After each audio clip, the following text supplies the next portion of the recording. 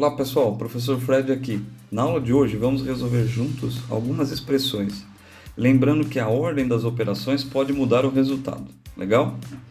Vamos fazer o seguinte, dá uma pausa no vídeo e tenta resolver antes, e conta aí nos comentários se você conseguiu chegar no resultado.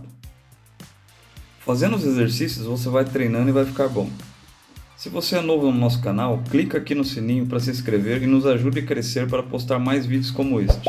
E conta pra gente nos comentários de que cidade você está nos acompanhando. Então, vamos lá para o exercício. Olá pessoal, nós vamos fazer algumas frações com números decimais. E agora, como resolver esse tipo de exercício? Vocês vão ver que é uma forma bem simples de se transformar esses números decimais aqui em frações para a gente poder seguir no cálculo dessas expressões. Então, eu vou escrever de uma outra forma essa expressão para simplificar o entendimento.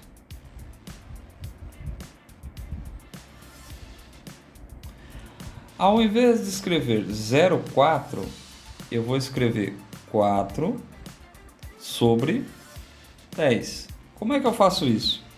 Eu mantenho o meu número e conto quantas casas decimais eu tenho. No caso aqui eu tenho uma casa decimal depois da vírgula. Então eu uso uma casa depois da vírgula. Então 0,4 equivale a 4 décimos. Simples assim.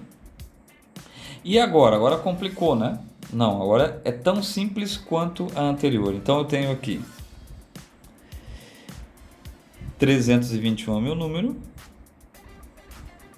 Quantas casas eu tenho depois da vírgula? Uma, duas casas. Então aqui eu conto uma, duas casas. Então, em vez de 3,21, eu tenho 321 sobre 100. Duas casas depois da vírgula, eu tenho dois zeros aqui. Pronto, agora eu consigo fazer toda a expressão sem a dificuldade de ter números decimais. Aqui, pessoal, quando eu tenho um número inteiro, é como se tivesse o número sobre 1. Então eu tenho aqui 4 quintos que multiplica. Neste caso aqui, eu tenho o denominador 1 e o denominador 10. Qual é o mínimo valor que pode ser divisível por 1 e por 10? O próprio 10. Então, por isso, eu uso o 10 aqui. Antes eu tinha o número 3, eu represento ele como 3 por 1. E agora o que eu faço? 10 dividido por 1, 10, vezes 3, 30. 10 dividido por 10 igual a 1, vezes 4, 4. Veja que esse 3 ele não foi alterado. 3 é igual a 30 sobre 10, que é 3 também. Mas eu faço isso para poder somar com o 4 décimos. E o resto, por enquanto, eu só vou copiar. Agora, eu tenho aqui 4 quintos e eu tenho essa soma de fração. Na soma de fração, eu só somo os numeradores. Então, 30 mais 4, 34. Sobre 10. Mantenho o numerador.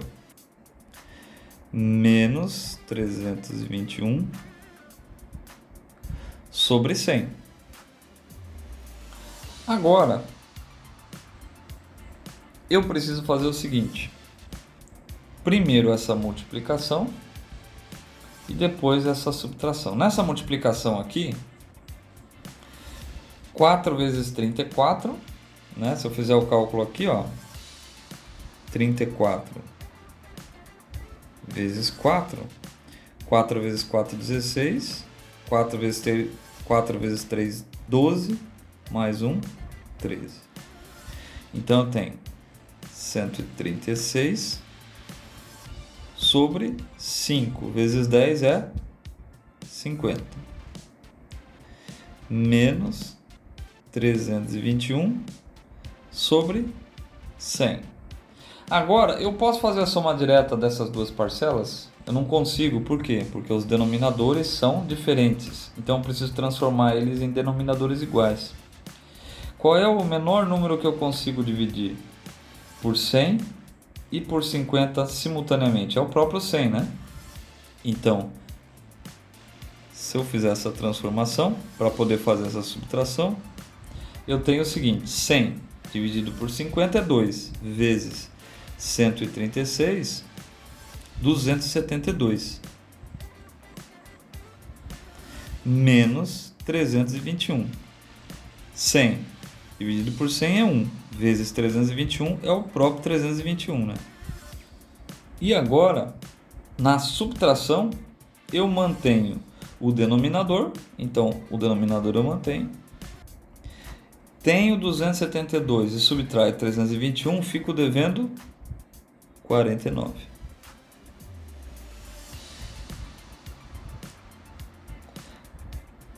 Menos 49 sobre 100. A alternativa correta, a alternativa B. Pessoal, uma expressão aqui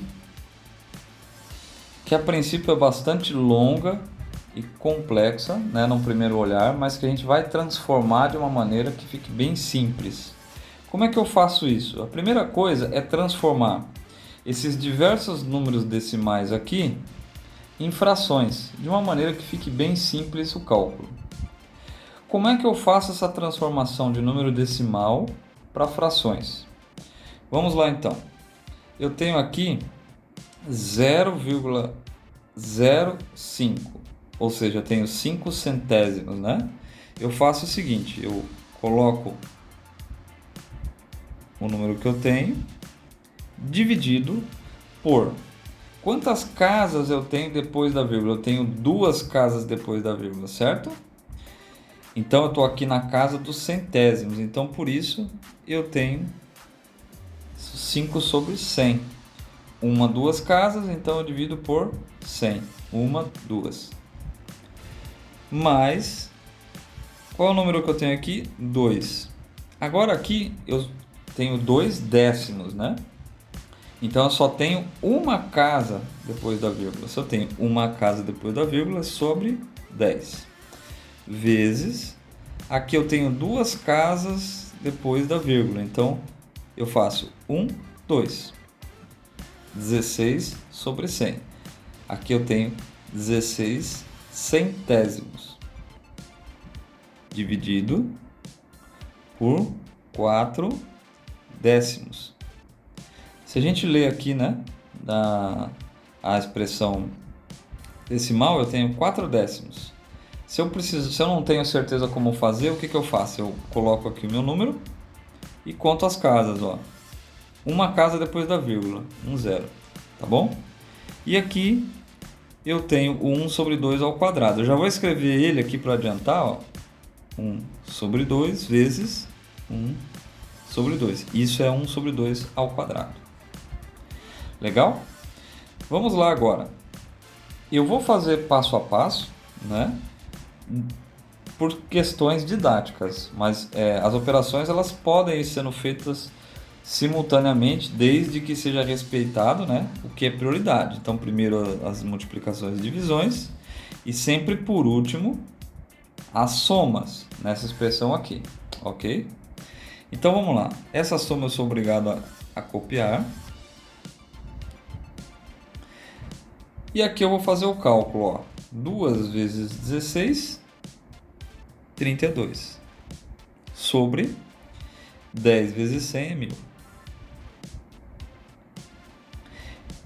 Dividido por 4 sobre 10. Como é que eu faço essa divisão? Eu inverto o numerador com o denominador e transformo numa multiplicação. Olha só como é que eu vou fazer, ó.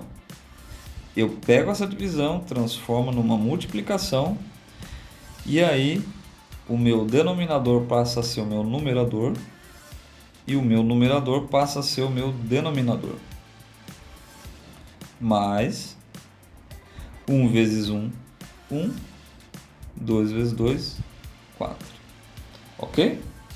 Agora aqui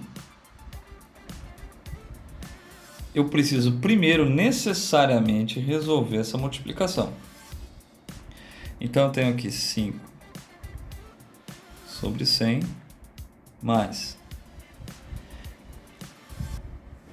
Em cima eu multiplico por 10, embaixo multiplico por 1000, eu posso cortar 0 com 0, vai simplificar tudo. Então agora embaixo eu tenho 100, ok? E em cima eu tenho 1. Ainda posso simplificar embaixo aqui, dividir por 4, passa a ser 1, desde que em cima eu também divido por 4, e passa a ser 8. Veja que sempre quando eu simplificar, eu preciso simplificar em cima e embaixo, simultaneamente, dividido pelo mesmo número, ok? Então, embaixo dividir por 4 ficou 1, e em cima, necessariamente, eu também preciso dividir por 4, 32 dividido por 4, que dá 8. Então, agora eu tenho 8 vezes 1 é 8. 100 vezes 1 é 100. Mais 1 sobre 4.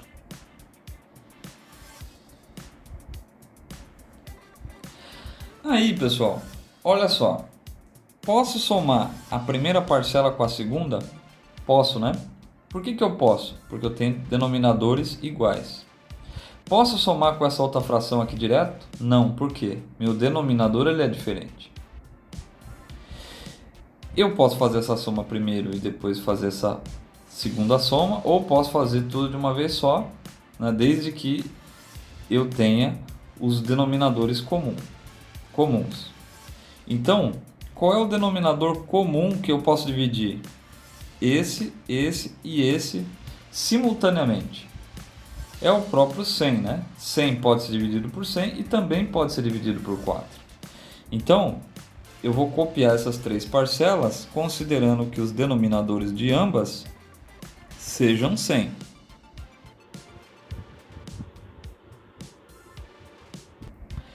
(100) dividido por 100 é igual a 1 vezes 5, 5.